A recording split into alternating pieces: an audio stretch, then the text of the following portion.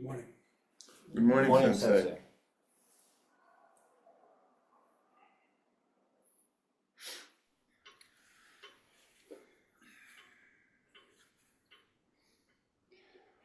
It's interesting, over the last month and a half or so, I've had people that know that I'm a Zen teacher, and some people who come to Daisan and talk about what's going on in our country.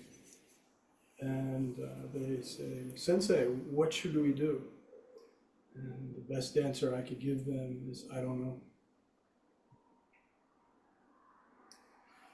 So the Zen peacemakers, everybody know what the Zen peacemakers is?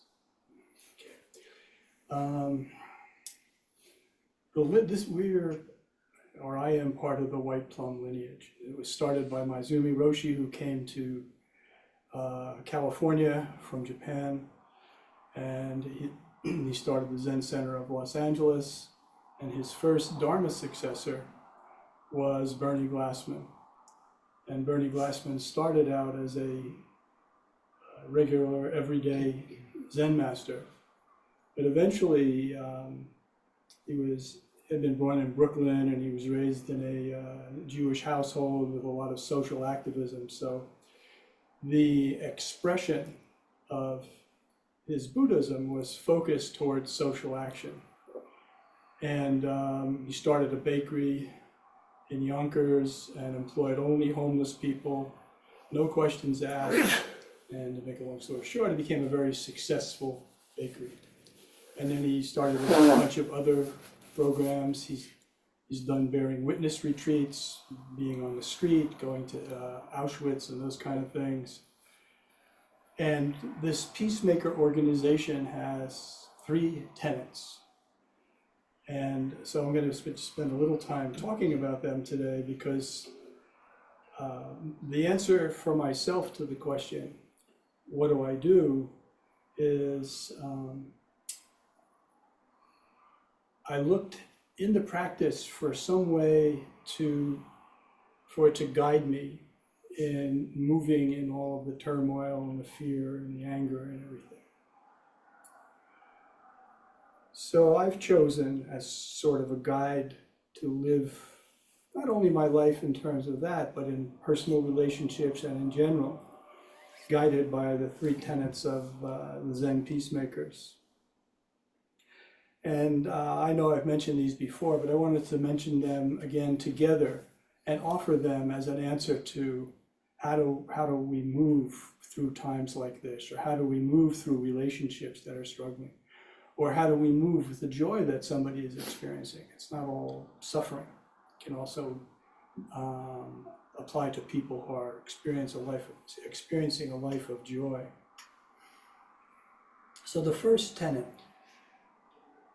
is not knowing. Actually, let me take one step back. The energy for the 3 tenets is this practice, is Zazen. That's the underlying energy, the underlying force, which goes through these 3 tenets and brings them to life, or more life. And so the first one is not knowing. And so, just to step aside for a second, we live our lives from a place of knowing. And we have thoughts, ideas, rights and wrongs, truths, all sorts of different things, all sorts of different thoughts and ideas and beliefs, which make up who we are when we're thinking. Now, this is not bad, but it's different than not knowing.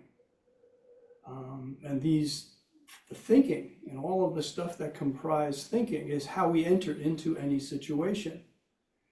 As soon as you're in the situation, our first response, or probably reaction, is to get involved with thinking about it, processing it, which isn't bad unless you get attached to the ways in which you're processing it, your beliefs and your thoughts and your ideas. Because then what's happening you're not entering into the situation not knowing. You're entering into it knowing, completely inflexible. So to balance that out, and as I've mentioned many times, Bernie Glassman always talks about the hand, right? Thinking is one side of the hand, and the other side of the hand is not thinking, but it's one hand. So thinking and knowing and not knowing are not in opposition. They're not enemies, but they are clearly different.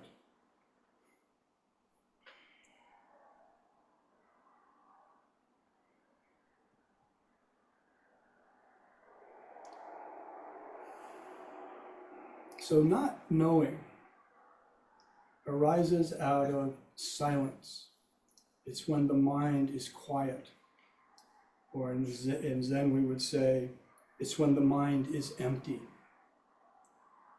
When we're in that place where the mind is quiet, where it's empty of thoughts, we meet life very directly, without any filters. And this direct way, not separated, not with a gap of thinking versus the situation. When we enter the situation in this way, without the experience, right? The difference is that knowing is one way of dealing with a situation, but it's in the head, it's thought. Not knowing is the opening the door for the direct experience of the situation. Now that dealing with life, dealing with the world from this place of emptiness is very intimate because there are no barriers. And what we would say in Zen is we become the circumstances. Now,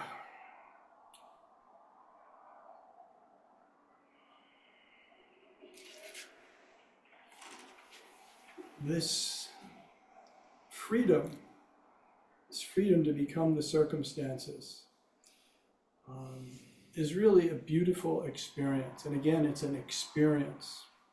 And by being empty of thinking, we get to see the circumstances more clearly.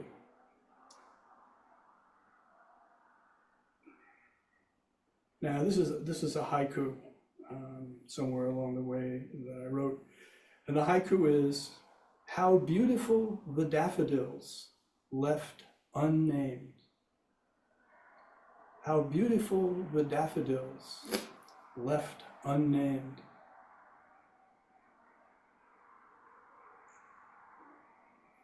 Any thoughts?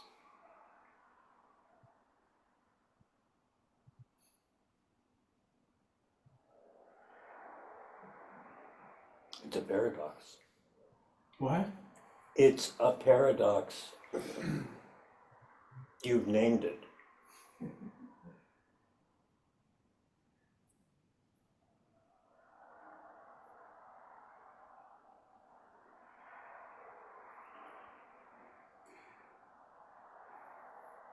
Leaving off a name.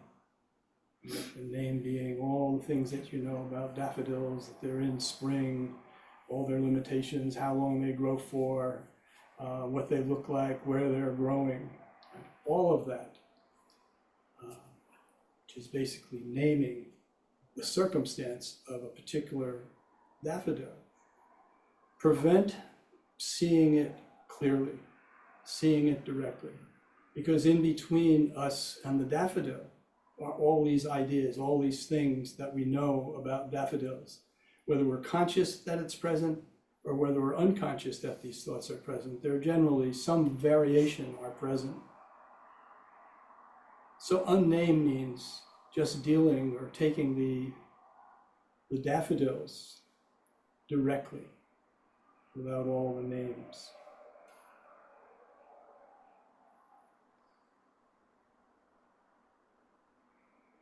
And it's also a paradox. One of the things that a paradox does is what stops the mind, at least briefly.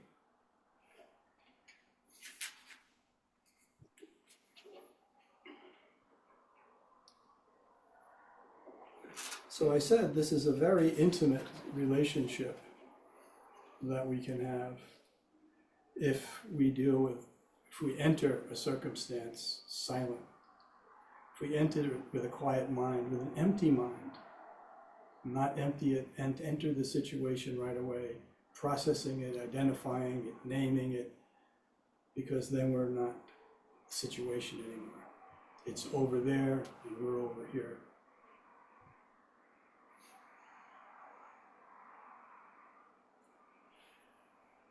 So this is a new way of experiencing life, and it's in many ways the heart of Zen practice. Zen practice is learning that there is a whole other way to experience life, and that's the oneness of life.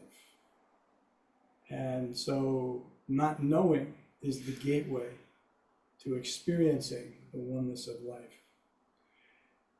And getting to this place is, it can be very gradual. You could sit for years and it's like being in the mist, and all of a sudden you notice that you're soaking wet. Right? It's the same thing. You're sitting and you're sitting and you're sitting, and all of a sudden, So Bernie said regarding his first street retreat ever, that's Bernie Glassman, who I just mentioned, he said, with no idea of what to expect, I learned a tremendous amount, including about aspects of myself.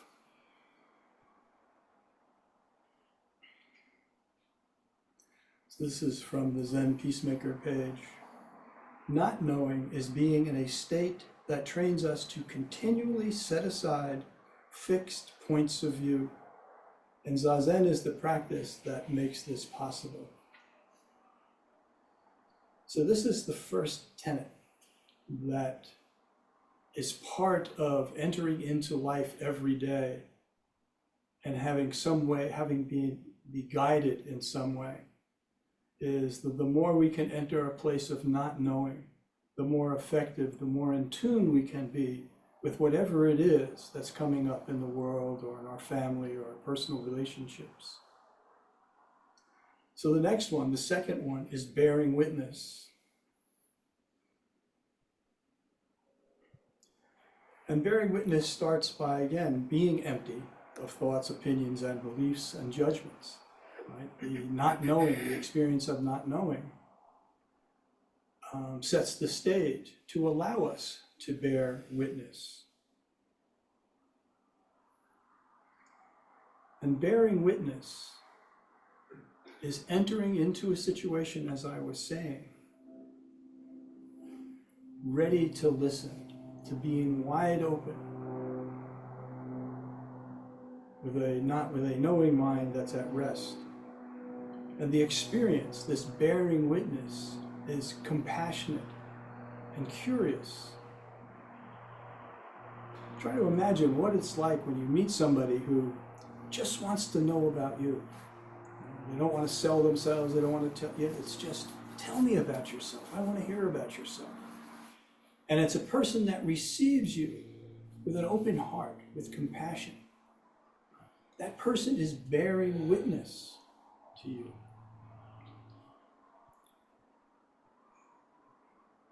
Now, the other thing that bearing witness allows, every situation has its ingredients. They're all bits and pieces and parts that go into creating what it is that's happening.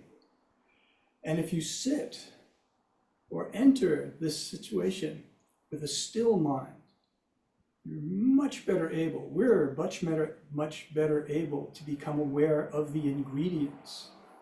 And the better that we know the ingredients, the more skillful we can be in dealing with the circumstances.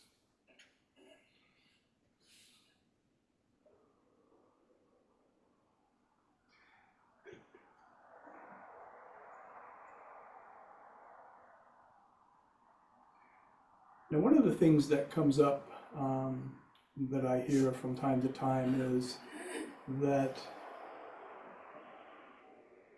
bearing witness is passive.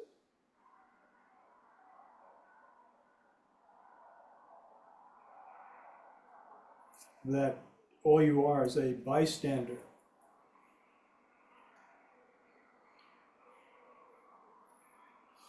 but it's not a bystander. You're entering it fully, you're becoming it fully. That's not being a bystander.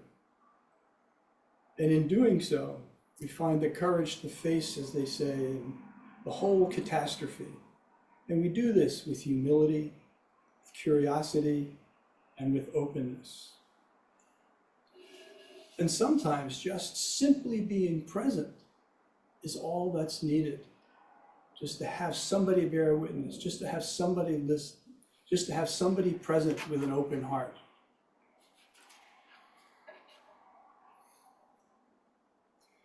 So not knowing and the bearing witness become a compassionate guide when we begin to take action. We are one of the ingredients of bearing witness.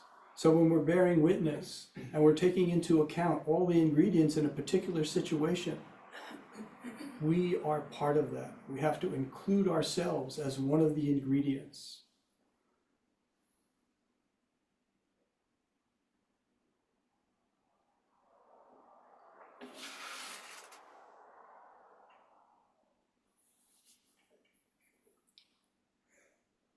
So that's the first two tenets. The third one is compassionate action. And somewhere along the way, the peacemakers referred to this as loving action. Whether you call it compassionate action or loving action, it's open-hearted action. It's action with compassion, it's action with love, guided by an empty mind and bearing witness. Right? So the action is taken out of a clear, open-hearted place.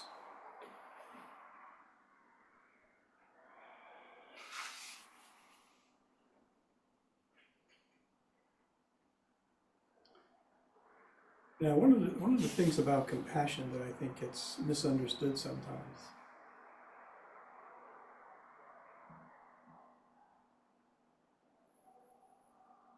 compassion doesn't mean that we accept everything just as it is. Right? If there's a person that's doing evil in the world, you can be compassionate for that person. You can see that person clearly with an open heart and do everything in the world that you can to stop them. But if you do it compassionately, you will create less problems.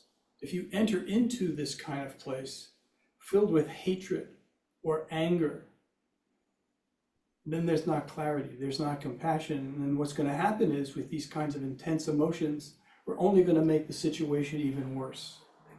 So that's where the idea of compassion, even compassion for the worst of the worst, is you're open and you're seeing it, you're bearing witness to it, seeing all the ingredients, not clouded by anger or hatred, which allows you to respond, not react, but to respond as clearly as possible.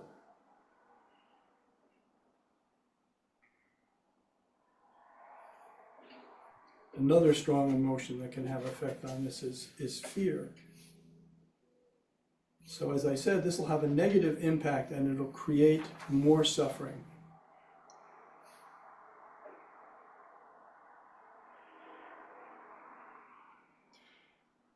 Not knowing, bearing witness, compassionate action. But it's action that's done with wisdom because we're open to it. We're not confined to thinking.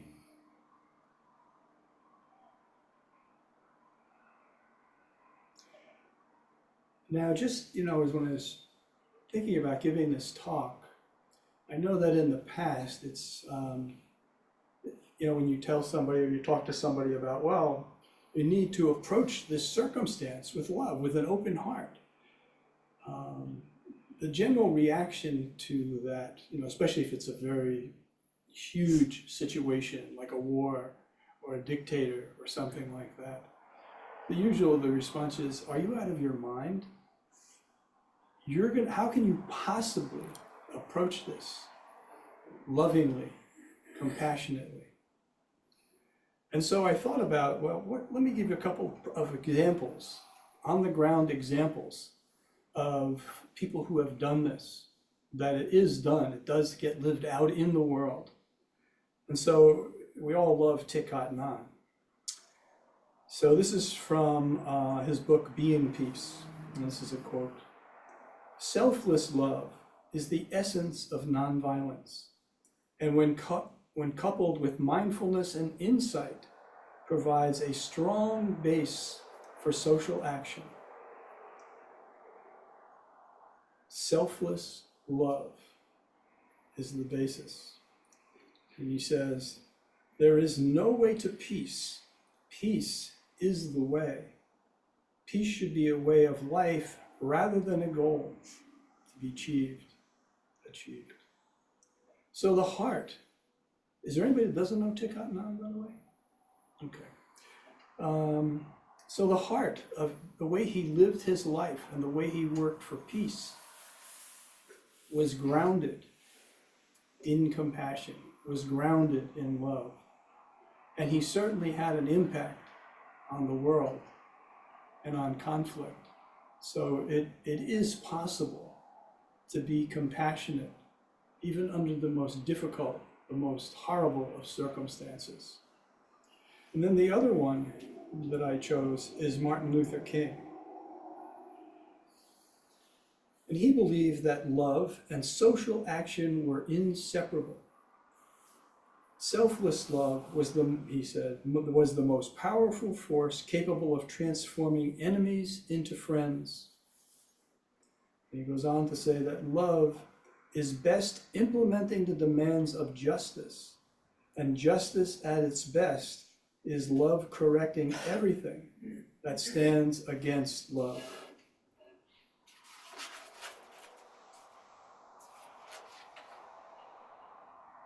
He saw what he looked to someday, what he referred to as a beloved community, which is a world transformed by love. And it includes everyone and everything.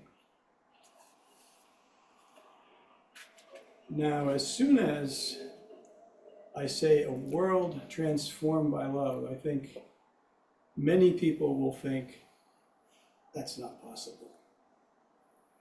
And what happens, in my experience, is as soon as I have a thought like that, it's not possible. But if we maintain an open heart, and it doesn't have to be, we don't have to be on the streets of Washington. If we live our daily life with a non-thinking mind as a place to begin, bearing witness, say, to our family, and responding to our family with compassionate action, we are doing our one little piece into creating a beloved community. It doesn't have to be dramatic. We can take this practice on a daily basis and use it in the way that I've described. You can use it in the workplace. You can use it at school. You can use it when you're getting your iced tea at Starbucks in the morning. You know, my favorite story is the time that I went to Starbucks and the woman who handed me my iced tea smiled. And it was the most incredible smile imaginable. And I carried in my body the whole day the feeling of that smile. Right? So that simple action is enough to play a part in creating a greater community that is guided by love. And the way we get there, I think, if I'm asked the question, what would you do, is to be guided by these three tenets. Now, this is what I'm talking about is very brief. I would say, go on the Peacemaker Order, explore it, look around, and there'll be plenty of resources that talk about this stuff that will go into it in much more detail. So, bon voyage out there.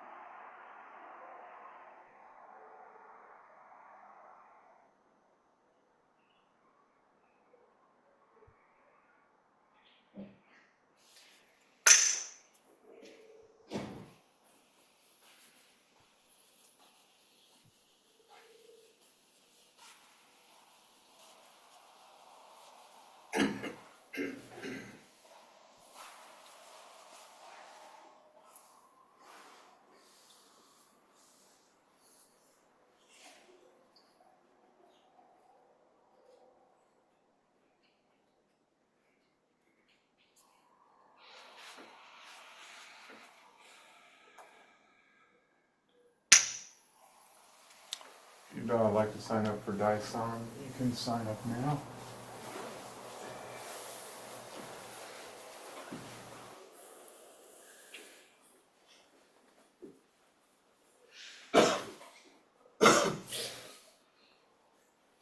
So just to go over with regard to Daison. So at some point during this period, Sensei will get up, go into the Daison room, and he'll ring a bell. So when you hear that bell ring, if you're the first person, you would go into Daison. When you finished, you'll come back, you'll return to your cushion, and then the next person who's on the list will wait until Sensei rings the bell, and then they'll get up and go into Daison. I only say that because some people haven't been here before. I just want to remind people what the typical protocol will be. According to where you are on the list, right? And you do it according to where you are on the list. Is there anybody that doesn't know, like, you have to know who the person is who's ahead of you? Anybody not know that? You have to count, you don't have to know the person, you just have to count. Well, let me just say that don't be afraid to make mistakes. If you make a mistake, somebody will guide you. Everything will be fine. Look, I get 2 people on my side.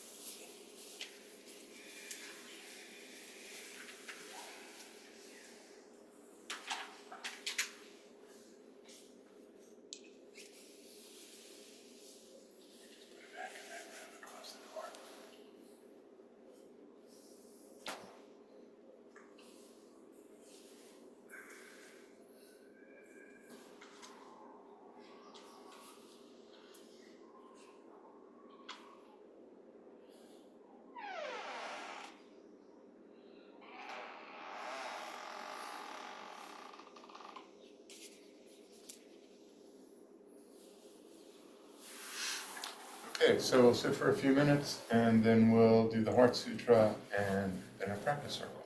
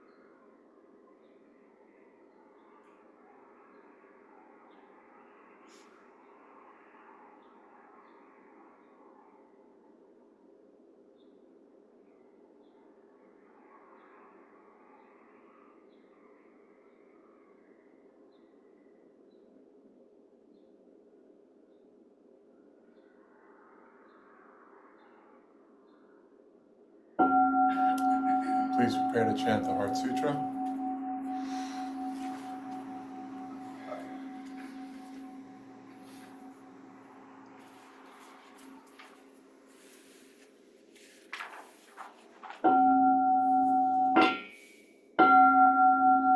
Mahaprajna Paramita Heart Sutra.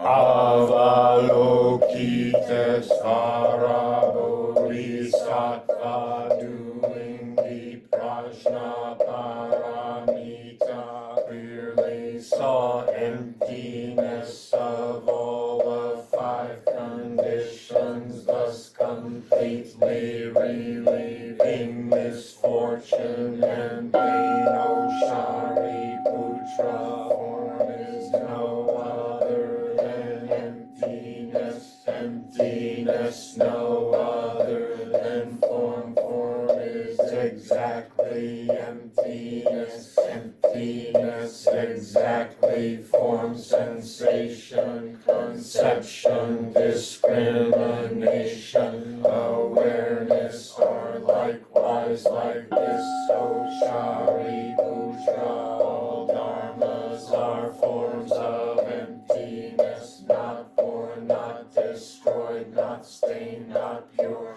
without loss, without gain. So in emptiness there is no form, no sensation, conception,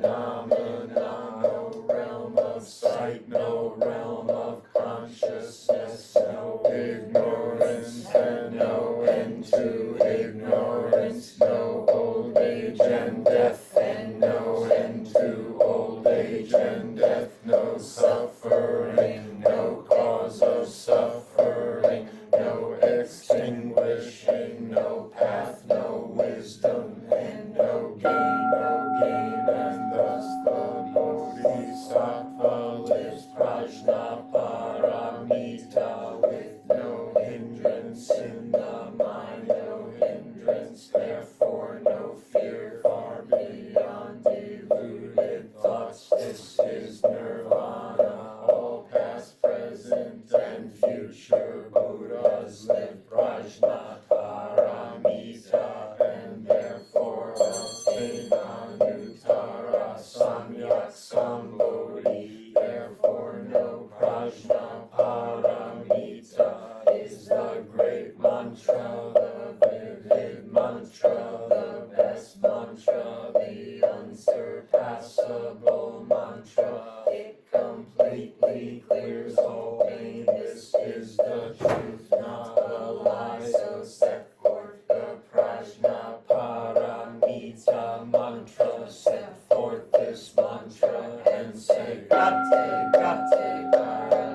Gate, Para, Samgate, Bodhisattva, Prajna Sutra.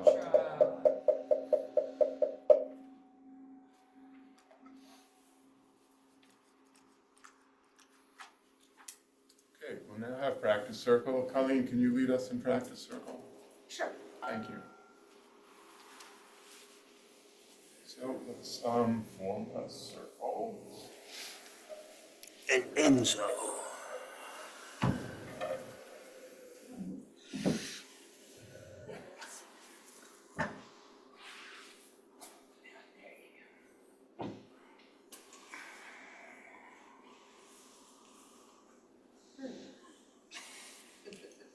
Should I just leave these? Sure.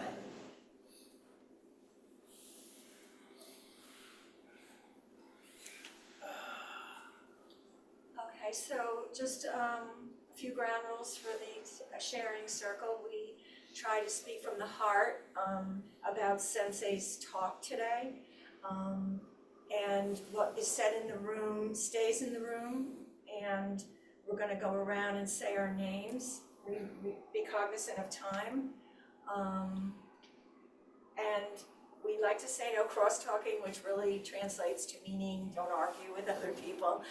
But if something strikes you as nice or reminding you of something, it's okay to remark on that. So I'm Colleen. I'm Elizabeth. Jeff? Court. Joanne. Jeff. Wendy. Jim. And Jim. Oh, and Jim. And Carol. And Carol. And Stan. And Stan. And Stan, hi. And Stan. Faceless.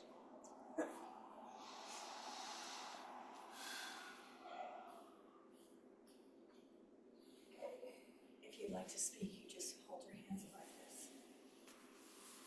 Gotcha.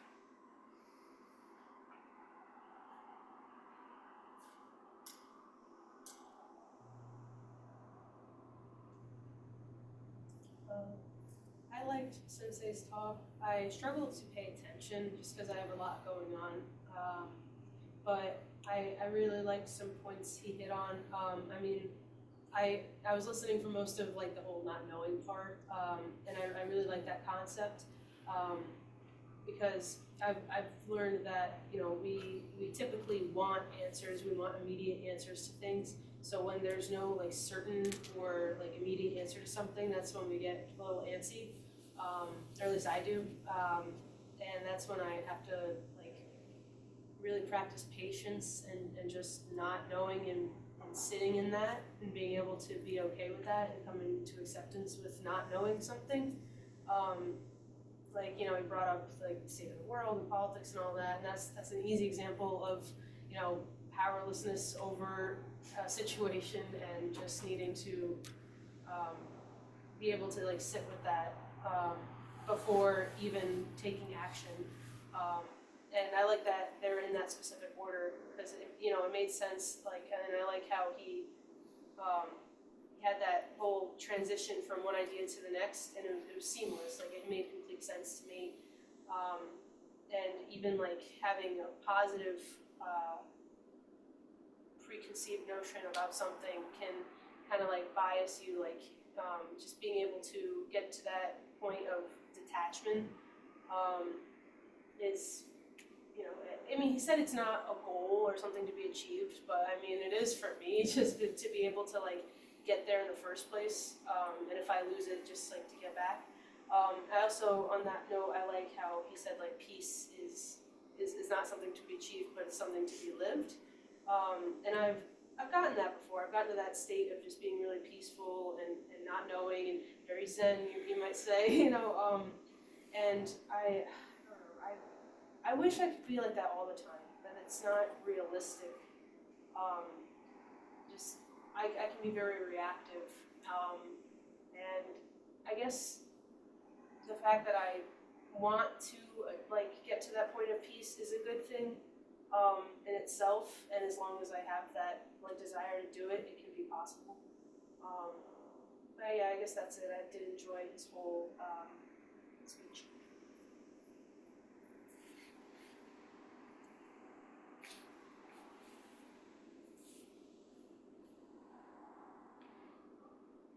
I want to say, first of all, thank you for this community. This is my first Zazen, so I'm really grateful to be here and expanding my practice within New Tradition. The message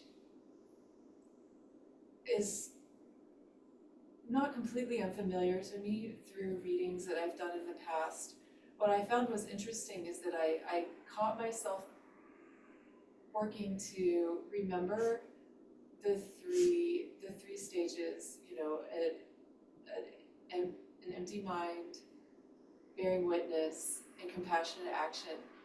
And I've heard before that when you have trouble remembering a certain part of something, a message or a prayer, that's the part that you need to work on.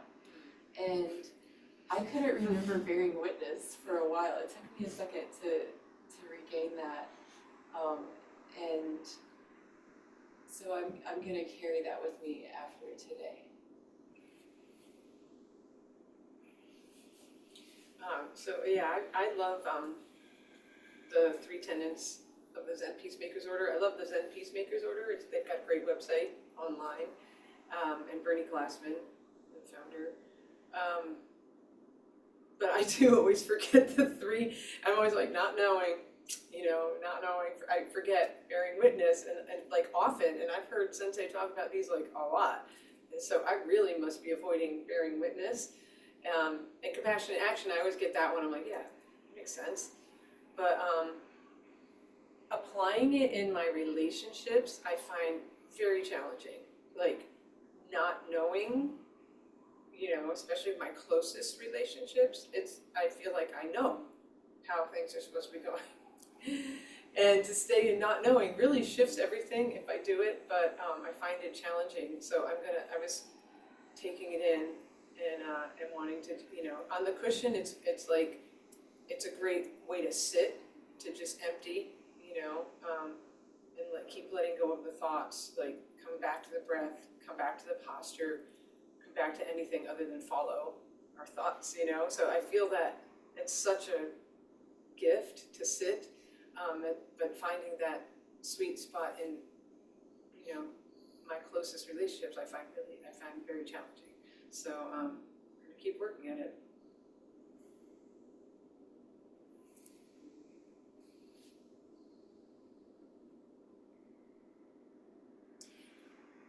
Oh boy, I found the talk very, very challenging today, very challenging.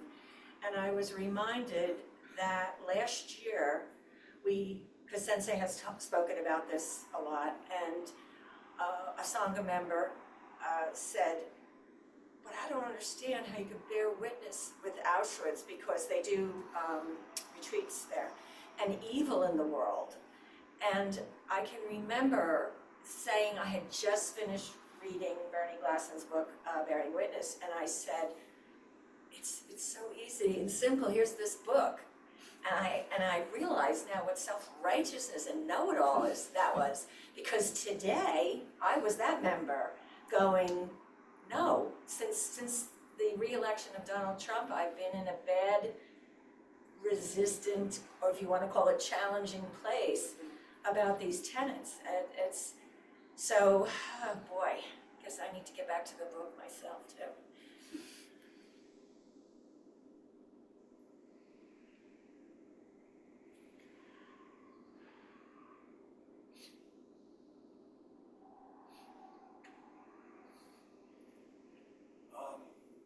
First, I just want to say I'm very grateful to be here, and I've been practicing a long time, but I keep having my teachers move away from me. Maybe that's a sign. We're all here. Yeah, I hope you're still here when I come back. But my original teacher, I still Zoom with monthly. It's been like 20-something years, and I go on retreat with him once a year. And then my next teacher moved, and then I moved down the shore, which is just not as much happening. And so whenever I have to go, whenever I want to go somewhere, it's like an hour and a half away to a temple or to a sitting group. And I don't know how I missed this group in my online searching, but I did until recently. So I'm really happy because my lineage starts with this lineage, so it's very familiar and comfortable. In terms of the Dharma talk, I love the Dharma talk, and you know it's not interesting. It's sometimes horrifying to me how much of my life I've lived thinking I know something, and it's so not true. But I've like staked everything on it. But the other side of that is the things that I know are true. It was harder for me to deal with that, like the impermanence of it all. Like everything I do know about me and my life to be true is, you know, all going to change and be gone. So that aspect of not knowing takes more work from me. It's easy for me to like accept when experience shows me that what I think is true is not, but those nuanced beliefs about myself are the things that I have a hard time breaking attachment to, and I understand that, you know, if I don't create that ability, I'm going to suffer tremendously when they do change. So I guess that's what I'm working on, just accepting everything is impermanent and fleeting, but also realizing the kind of freedom that comes from that realization too. So, but thank you all for being here. I will be back. Thank you.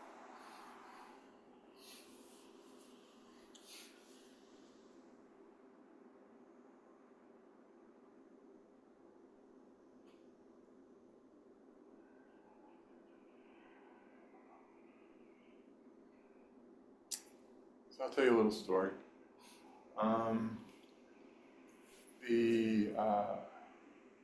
So two things really. So put yourself in situations that are new to you, and don't doubt yourself. Right. So here's the story. So a while ago, I don't recall. It's funny. It's quite a while ago. Beto O'Rourke was running against Ted Cruz in Texas for the Senate, and Beto had been a congressman from El Paso, I think, and he decided that he was going to go after Ted Cruz's seat. And at the time, he was polling very well. He was like 3% within Cruz, you know. And Cruz is, you know, a really, you know, he's a really bad dude, right? So just you know, I was motivated. I said, you know, I'm gonna go down there and I'm gonna get involved in his campaign. So it was. So there's a lot of things that come up for us, I think, in day-to-day life that we kind of suppress if they're, you know, if they're not like, oh, that's a crazy idea, you know. Yeah, crazy ideas are good, right? I mean, they open you up to things. So I told my wife, I said, I'm going to go to Houston and I'm going to work on the cruise campaign for about a week or so, whatever it is. So I've never been to Houston before. I'm sorry, I'm not having a hard time hearing, it's probably me, but could you talk just a little louder, please? No, I mean, I will. So anyway, I went down to Texas, and I got myself a room in Houston, and I found out, and they were pretty good for the most part. Like the volunteer organization down there, they were really well organized. I mean, and they were using mostly social media stuff that I wasn't all that familiar with, but it was pretty cool because I had to learn a lot of that stuff. So, and you know, and that was a really great thing about that campaign because they were super organized, and there were all these people that came from all over the country, like the guy who, and really like high level, you know, people, you know, I mean, they were, you know, Harvard people and folks that had gone, I mean, really knew their stuff. It was really impressive. And so every day I would have to drive out to this house in some neighborhood, and they would give you an assignment, you know, and like you got to go canvass in this neighborhood, you got to go canvass in that neighborhood. And so, you know, you'd go around, and, you know, and canvassing was really pretty interesting because you'd meet all these, and I didn't know Texas at all, you know, and you'd go out and go to these different neighborhoods. And I remember one time they sent me to this neighborhood, and it was like this old Texas neighborhood, and most people there were, there was mostly older black people living in that neighborhood, and you go, and it was so cool to just go there and see all of this stuff, and you know, work with the other volunteers, and so the you know figuring out like what comes up for you, and then acting on it in a new situation. And so eventually, you know, people worked really hard and everything like that, and you didn't know what the outcome was. And I remember I did meet him once, okay? They had at 8 o'clock in the morning, I guess they rented out this bar. So you'd go there, it was like 8 o'clock in the morning, and you know, you had all these people that were volunteering, and you'd go into this bar and it smelled like the alcohol from the prior night, you know? And he gets on stage and it's like rocking. You know, it's like a rock concert. You know, he's like a rock star. And, you know, it's all of that stuff. And you go in there, and you get all this energy from people. And you know, and then so you know, so go out, do the work. And one thing too about going to Texas was they have great Mexican food. Like wherever the smallest bodega that I go into like blew away anything I've ever had here. So anyway, went there election night. We were there, and you know, the results are coming in, and you know, it's not looking good. And of course, we all know that he lost.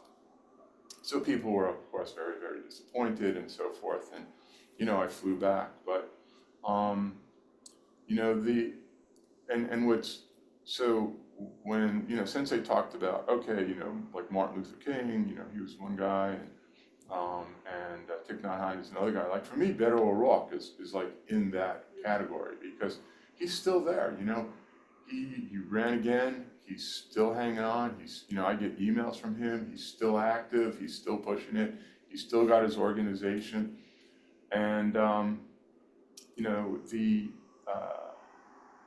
and so you know, so I think you know, for my senses, when you sit, you're empty and things come up for you, and it's, you know, and it's good if you act on those things, you know, even, you know, you act on those things and put yourself in new experiences, because if you're just in the same old thing, it's hard to not, you're going to see things new, you're going to bear witness naturally because you're in a new place. You've got to pay attention. What the hell's going on here? I don't know this at all. And then, you know, you tie into a group that's acting in the way you want to do it, and that's your thing, you know. But you know, like try something new. And the other thing too is, you know, even though Zazen, you know, is he said the motivation you experience is Zazen. I mean, you know, Martin Luther King didn't practice Zazen then, as far as I know, you know, but he prayed a lot, you know, so he had faith, you know, and I think his prayers were sort of similar to Zazen and so forth. And he connected up with good people. I don't know what drives better overall, you know, I've never looked into that, but I'm guessing there's an element of faith in that, you know, he's optimistic and he has faith in people, and even though, you know, it doesn't work out for him all the time, he still keeps coming back.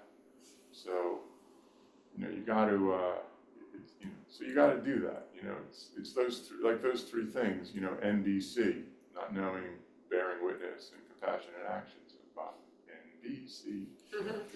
But you know, so just, but you also have to commit to something, and you've got to work hard for it. You know, it's not just, oh, I'm gonna you know, not know something, I'm gonna bear witness to it, and then I'm gonna act compassionately. You know, one-offs don't help. You know, if you think that, you know, it just doesn't. So anyway, that's my story. Hope you enjoyed it.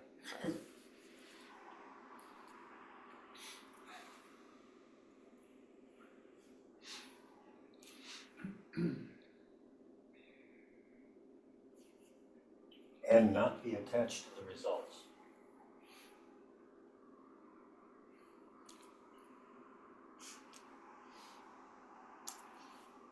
Actually, I like Sensei's talk very much.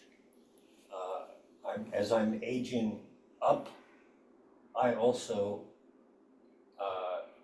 have more difficulty remembering which set of tenets I need to keep track of, and whether it's 3. Which set of what, I'm sorry? Which set of tenets I need to keep track of, and how many are there? Are there 3 or 4, or in some cases 8, or even more? But Zen Peacekeepers is certainly one expression for me of an expression of the community that Martin Luther King articulates, and Thich Nhat Hanh, and many others,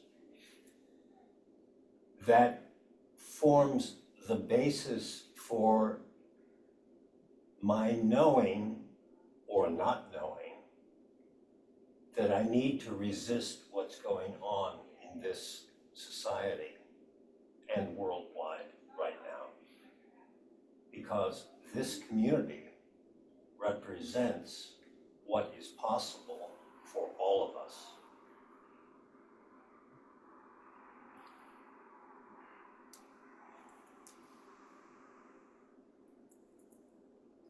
Just like to add one thing, because I know I'm cranky today.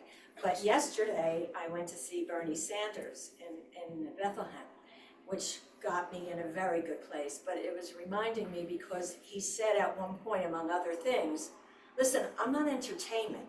I'm not up here to entertain me. You people need to be the change. You need to look within yourself and know what needs to be done. And I thought that was a very powerful thing, and I did go away with that notion.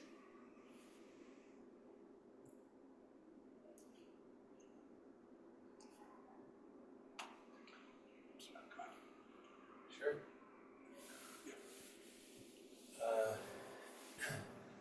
There are a couple of things that struck me from Sensei's talk.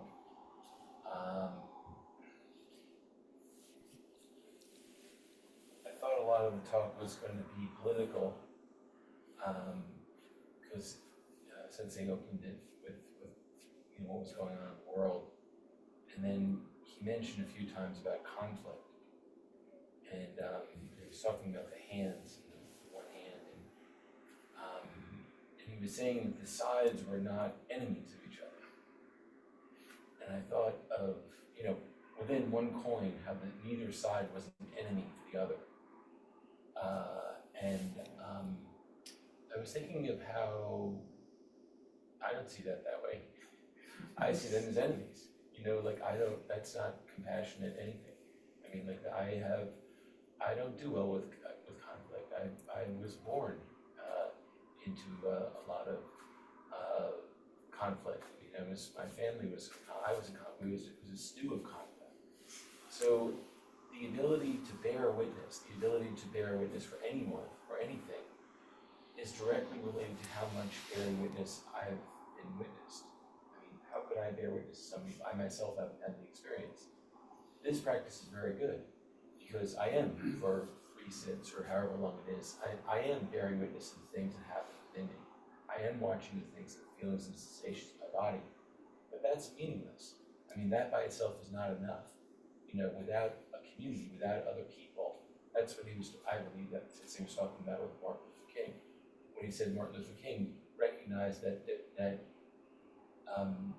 what I heard him saying about Martin Luther King was that King had a belief that everyone was inherently good, that there was no evil, and that when there was actions that were evil, that was suffering that people were having that led them to not be good. And so the issue became bearing witness to people's suffering that led them to do things that looked evil. And that can only happen. I mean, how could I listen to anybody if I haven't been listened to? So this community, what makes this a lucky place for me to be, is that, you know, the first instruction of this practice circle is, well, it's usually, you know, speak from your heart, speak from what it is that what my heart is, what's driving me. That's why I came here. I come here to get better at speaking from my heart, from knowing what in my heart needs giving voice to. It's a powerful experience. You know, this idea of conflict, I mean, I just think of the energy of being angry.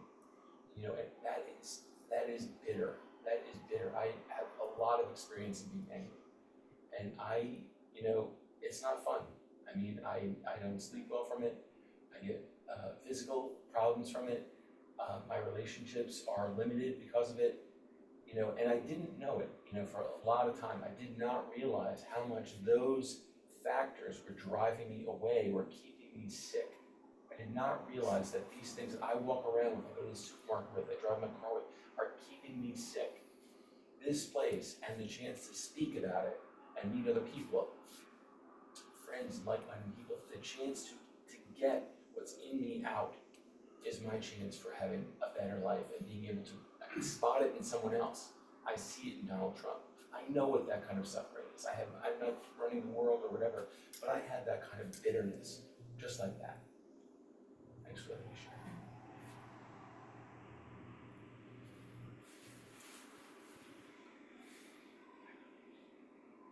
Thank you for letting me speak again. But what you just said really resonated with me, and was kind of what I was thinking is, if I so care about this practice, I so care about this practice and want to, you know, live this practice. But if I'm honest, you know, my first reaction is, I hate the right wing, I hate Trump, I hate everything about that. The thing that I struggle with, and that's the easy part, like I can not be attached to that. I hate when I have someone in my life that I truly like, and suddenly I find out their politics, and I'm like, I can't like you anymore. But that doesn't align with this practice at all for me. And then when I go deeper, it's like the people I detest the most are the people I have to engage, and in a way different than I want, you know, than my guttural reaction wants me to engage. So for me, to bring compassion and loving kindness and understanding and tolerance and patience to the people I detest the most, it's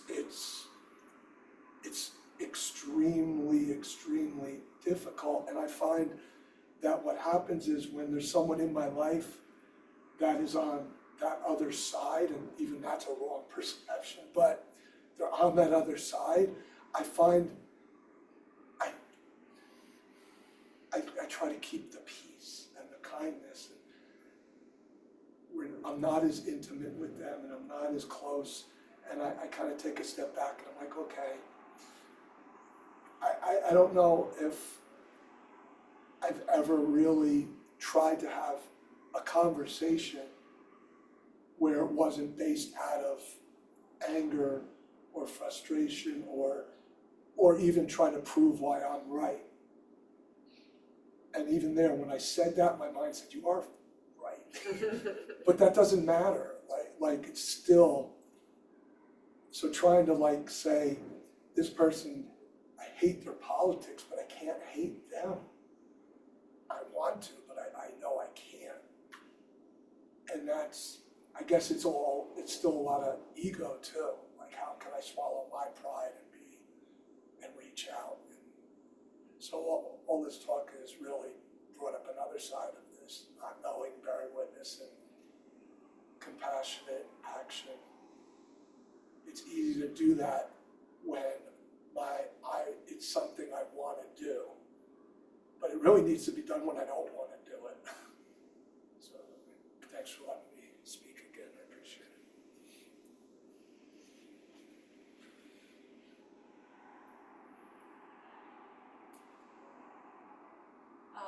Following what I said before about bearing witness,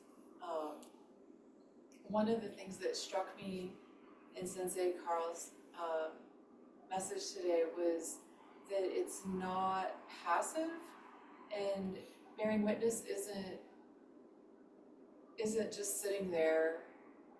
You have to actively listen and understand what is in front of you. So there's an active side to that, and coming in without knowing what you're hearing, you need to be, I feel like there needs to be a curiosity that comes from an open heart. And in my family, I'm from Indiana originally, and there are a lot of people who have different political views than me. My aunt comes to mind in particular, and she's one of the only people I've been able to have open conversations with because we love each other. And we come from love in talking about our differences, and we don't come to a common understanding. And it can be frustrating, but I appreciate that the experience of coming together in conversation around our differences in a way that is curious and open-hearted. I should probably tell her this, actually. But I also think about, and this is my first time, so I don't know the words at the beginning of the practice. But talking about our ignorance, I remember that was one of the words that was used. I think having compassion for people who have less information or different information, different experiences, helps. It helps me bridge that gap because my experience is very different than a lot of people in my family, and a lot of people who I grew up around in Indiana. And learning to appreciate those differences helps me come in or not with the idea that I don't understand because I didn't have those experiences. So I wanted to share that in case it potentially helped anybody else think about encountering political differences in particular, because it can be quite challenging.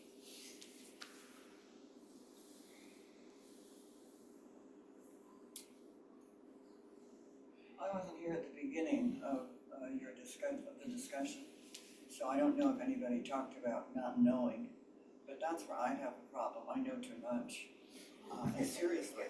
I mean, first of all, I know a lot of history, but I know things. I mean, it's things that I don't even want to know. I believe I know them, which can get in my way a lot.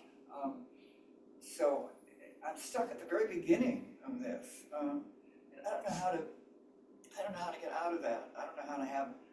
I mean, I suppose if I was listening to a lecture about, how osteopaths do their physical therapy, that's something I don't know, and I know I don't know it, and I would listen with, intention. But in daily reactions with people, and what I hear on the news, I sort of know that, and then my prejudice is sort of immediately, once I know, then I know, and then, I don't need to know more, which is crazy. Well, it isn't crazy, it makes a great deal of sense, actually. I mean, even listening to the news, I was listening to Kevin McCarthy on, what's his name, the comedian? Omar. Bill Maher, yeah, whom I basically don't like, but every once in a while he's, pretty good. And I was listening to Kevin McCarthy, defend what the Trump administration is doing right now. And I know full well they've been trying to do it for decades and decades and decades. I remember when I was a kid and Roosevelt died and there was an election. I didn't know that elections even happened in this country. He had been president. I was born in 1933 and he died in 1945. So I thought that was just, I didn't know there were elections and that, we're going to have a new president. So ever since then, I've known a lot. So I don't know. I'm not even making much sense in telling you this. I'm just trying to, like you expressed your concern about anger. I am too much, I can't get rid of this sense of having this experience of life and knowing what I know and making assumptions about what I hear and what I see like that. So I try, Zazen, but in my active world of other people, it really gets in my way.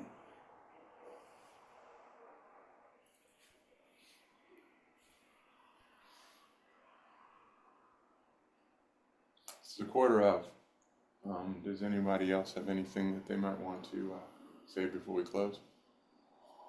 I'd like to add two things. One is what I like about the practice circle is there's only one voice at a time. People are talking and I'm listening.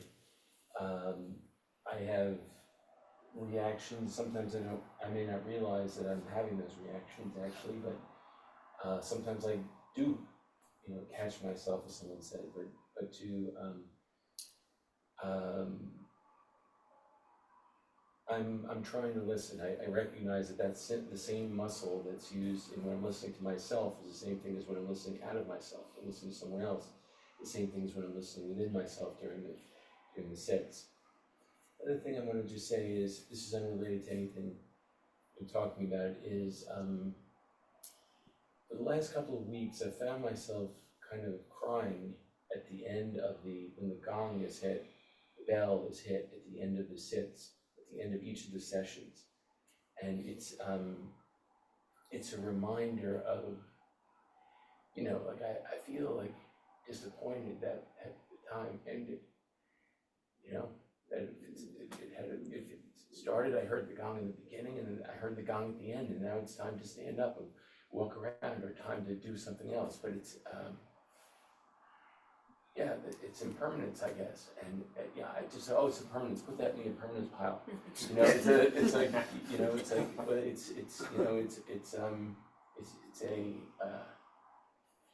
bitter.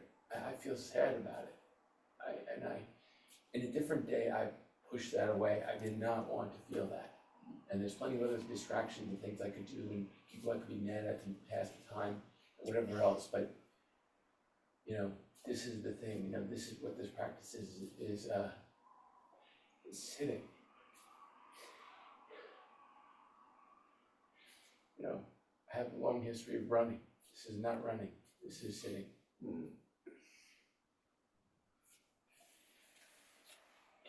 Take the gong home with you.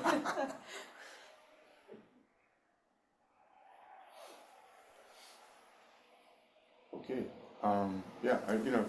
So as you know, except for the new people, we basically stand up at this time. We do a final bow. We go outside. Sort of do a group hug, and then we're done. But if you want to come back here afterwards, and just talk further, you're welcome to use the space to do that. just have to be able to lock the door when they leave. So you just turn the latch like this and head out.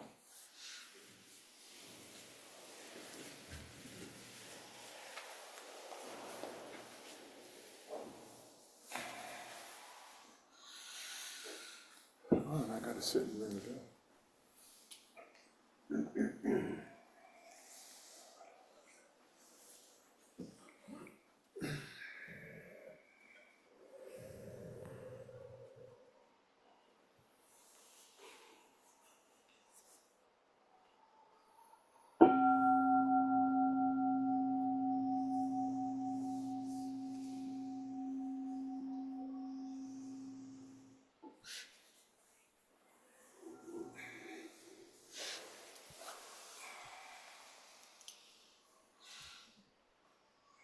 Are there any announcements?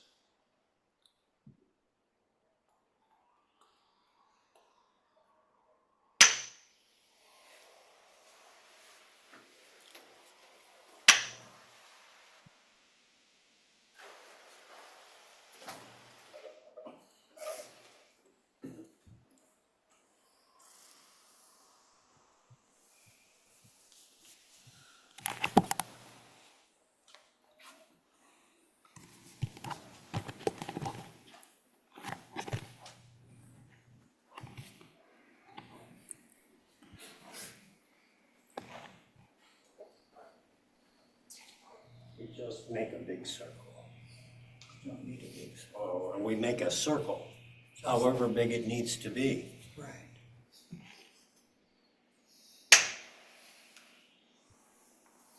Thank you all. Thank you. Thank you. Okay. Again, of course, Hey, Carol? hope you come back. Carol, are you still here? Guess not.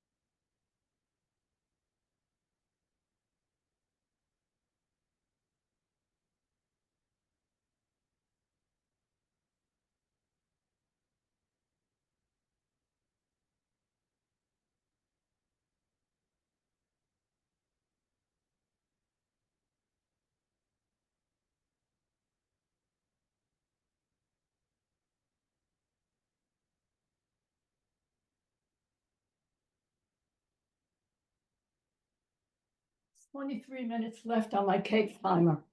And when it comes, set it for 5 more minutes and put a knife in it. 25 is generally, I'm doing something else. What are you doing? I'm going to go get the sushi and coming back. I can't do two things at once. Okay, let me see, we gotta figure out a way for me to know when it's time. 23 minutes on your cake timer. Okay, Just go down at 20. I'll get it. Okay, thank you.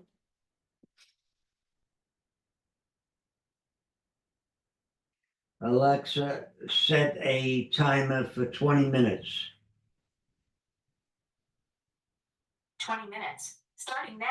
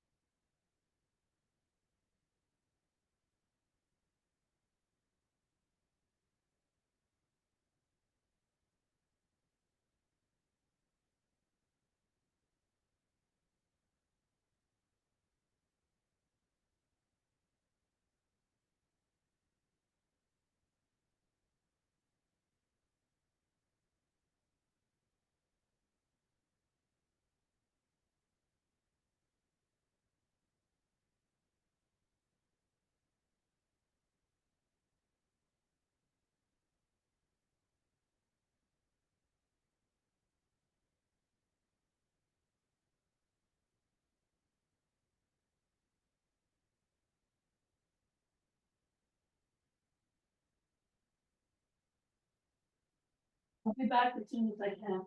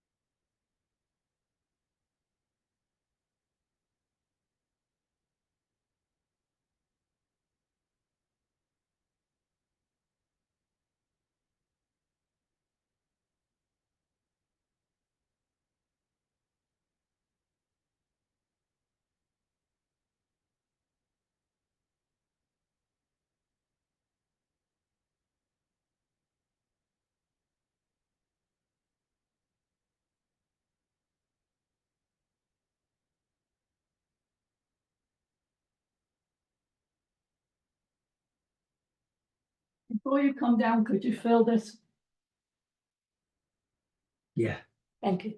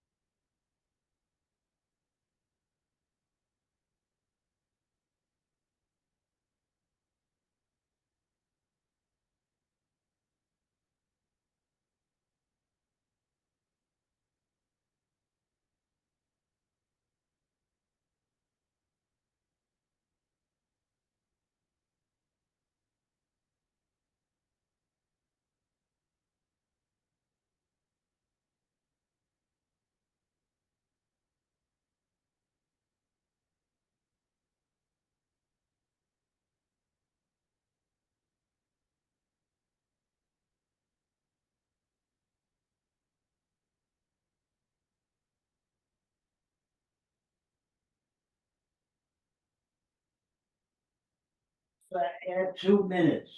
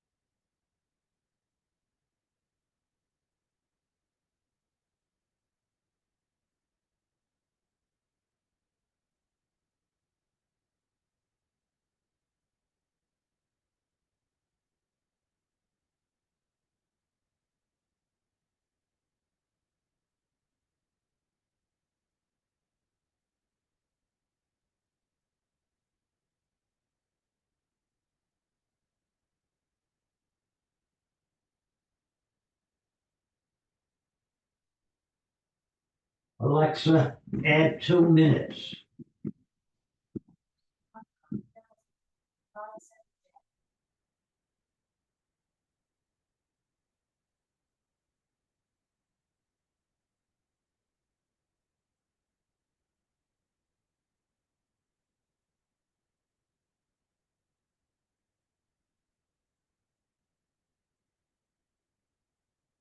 So, how much time is left on my daytime?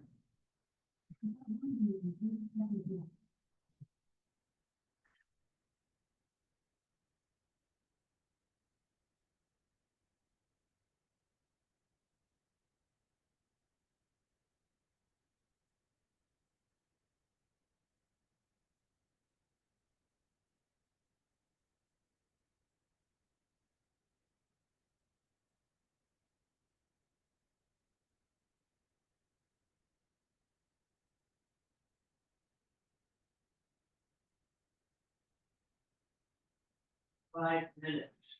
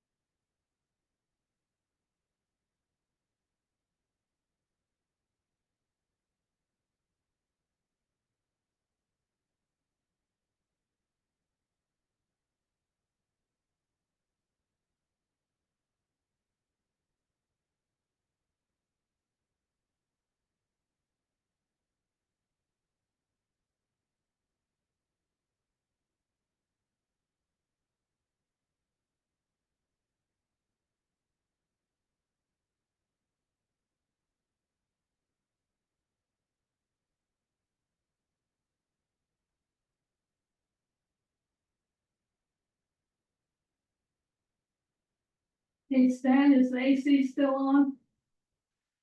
What'd you say? Is the AC still on?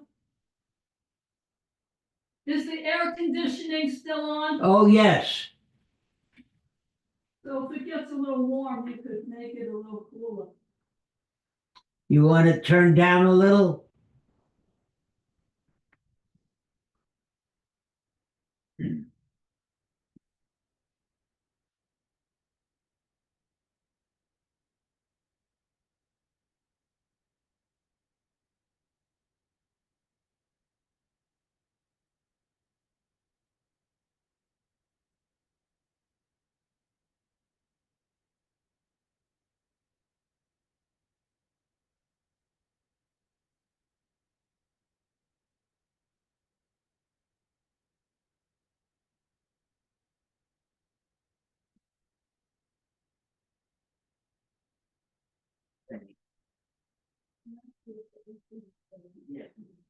And I just said if it might be a little warm, but we could leave it and later if it feels warm. One. How are you doing? Good. Zero in on above. There you go. Okay, the thing you could do is get all your ingredients together on the stove, then you won't have to do that later. I'd like you to start it when they get here. How long does it take? How long does it take?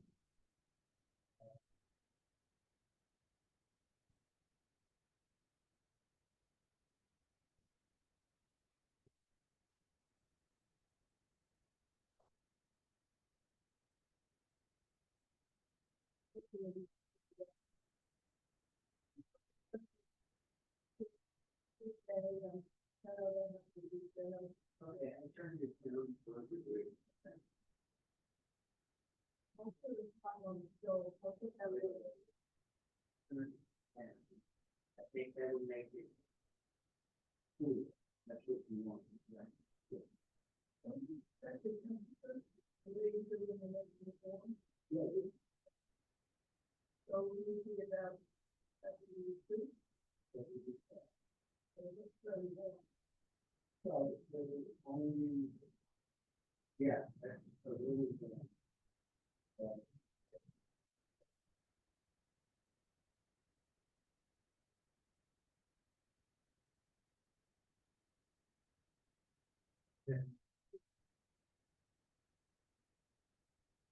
That's, it. Really very cool.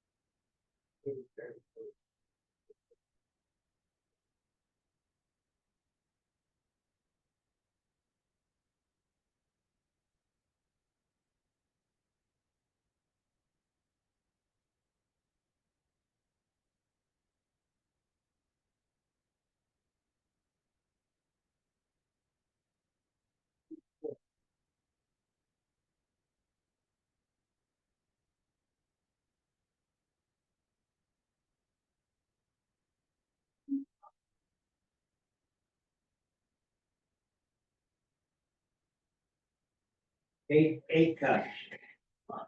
No, 8 cups. Not 16 cups, 8 cups.